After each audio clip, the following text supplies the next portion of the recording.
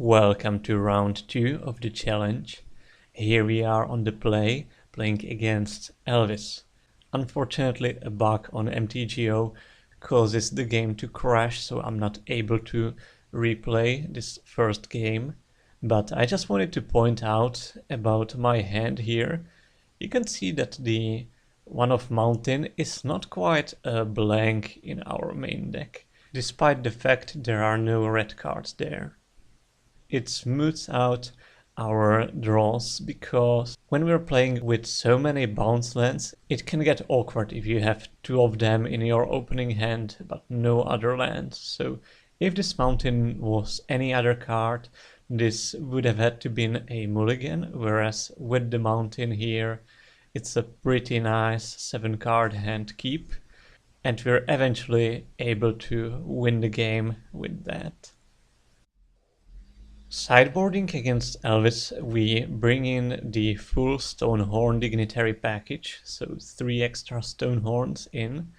And I also decided to bring in the one of Disenchant to have an extra out against their Viridian Longbow, because even if we lock up the game with Stonehorns, Longbow can still kill us or kill our creatures and mess the combo up.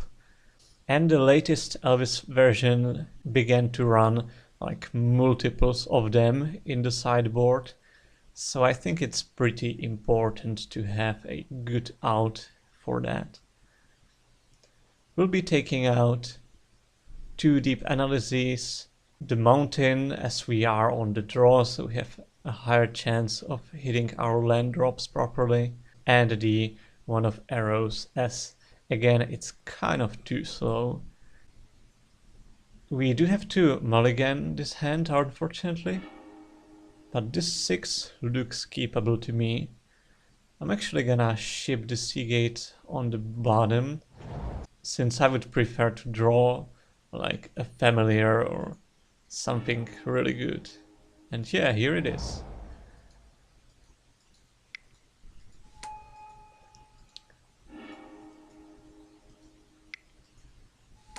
Ranger into Longbow. Okay, so it's not one of the fastest openings for the opponent, but again, the Longbow can be a pretty strong card against us.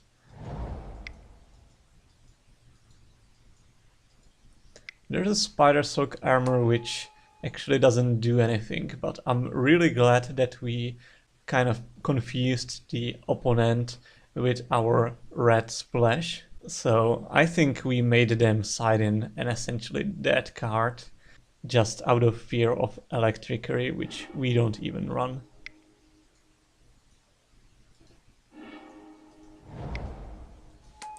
We'll be preordaining and playing out the Fem here to set up for next turns, and looks like they've got a Stampede, but only hit 2 Huntmasters, which is not the fastest.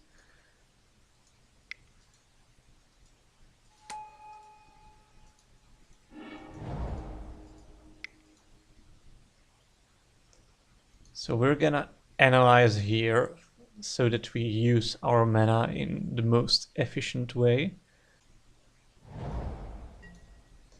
The other line would have been to play the Fem and preordain, but I figure we can do that next turn.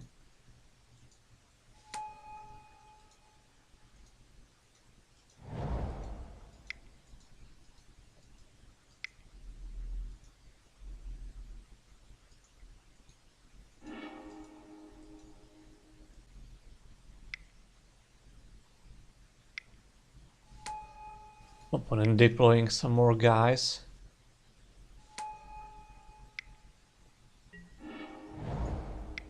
Starting from next turn, they are really threatening to start shooting our creatures down.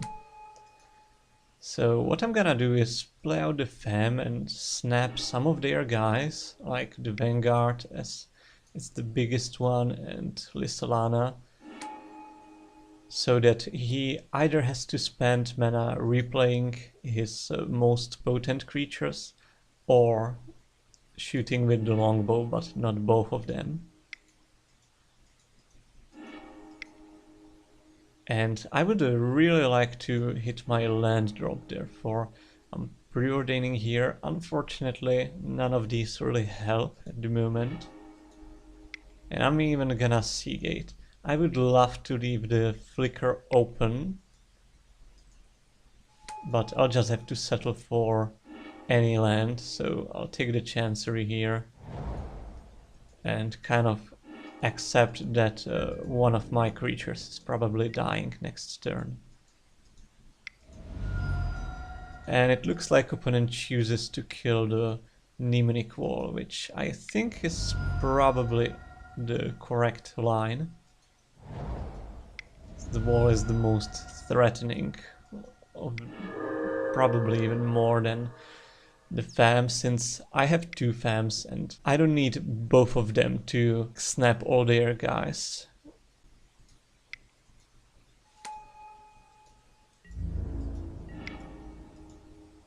So here I'm gonna Fateful, just so I create some life points buffer. And Analyze, hopefully hitting something nice. I mean, Muldrifter's not bad. The problem is that once we try to save it with this Ghostly Flicker, the opponent can use their Kyrian Rangers to untap the creature wielding Longbow and shoot the Muldrifter in response. There's nothing we can do about that. But we'll still get the trigger from the Oracle. We've set them 2 forests back, so I think that's pretty useful. And we actually hit a Disenchant, which I'm thrilled to just cast here, get rid of the most threatening card out of my opponent's board, and see where we go from there.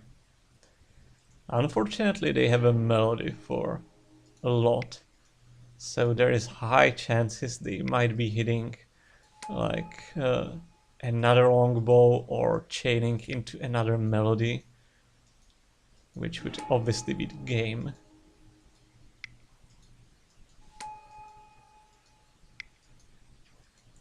But looks like they just hit some dudes and they are playing them out. So I feel just fine taking 7 here and going to my turn. And excellent. We get the Mnemonic Wall. So what we can do now is cast the wall, getting back the snap. The wall costs 3, snap costs 1 and generates 4. So this play is effectively mana neutral. We will return the Mnemonic Wall that got shot earlier to the top of our library and flicker on Wall and Seagate, getting back a snap and getting the wall off of the top. And with this we can snap again, getting more mana.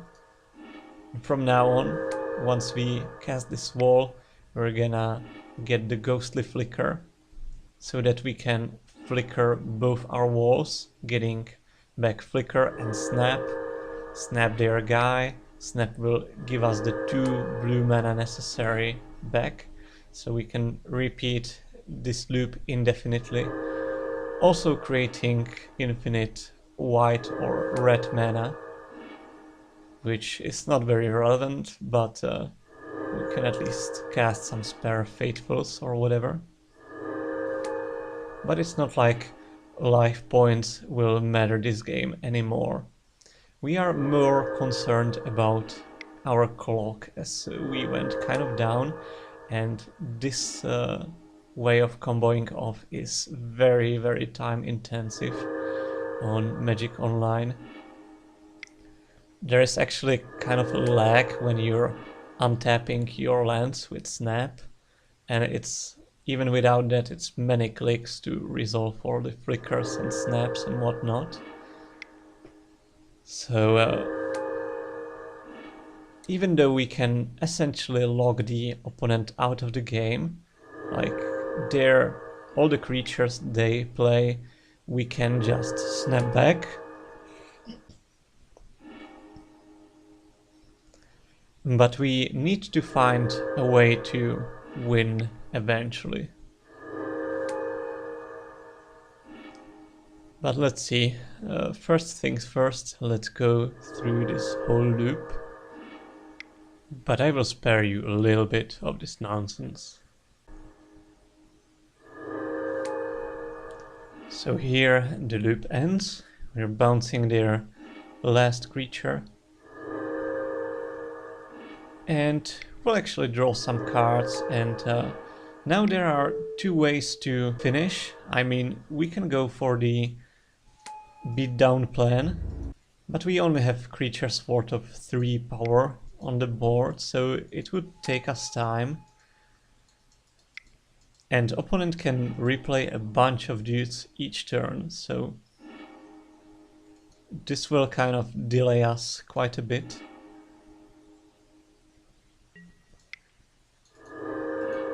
Therefore, I'll be trying to hit the combo as soon as I can.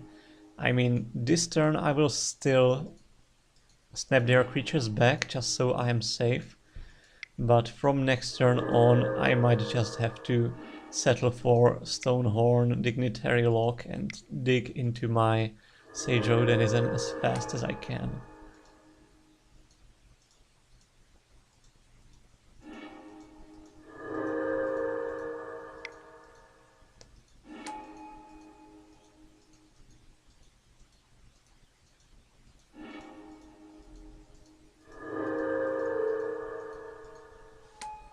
I'm gonna play the Stonehorn out since I have spare mana anyway.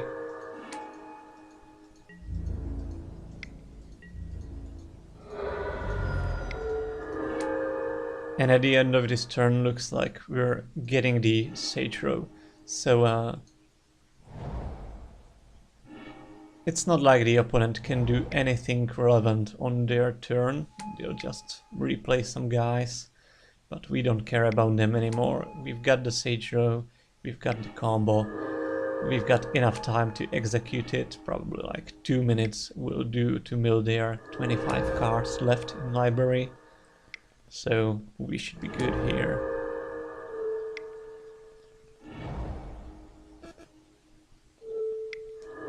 Targeting with the wall and the island is the fastest way to go, I believe.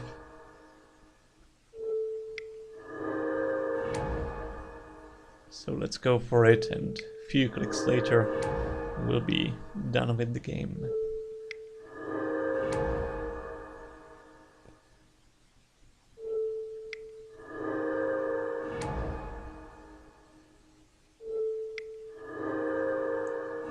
So that much was for Elves. I hope I will see you guys in the next round.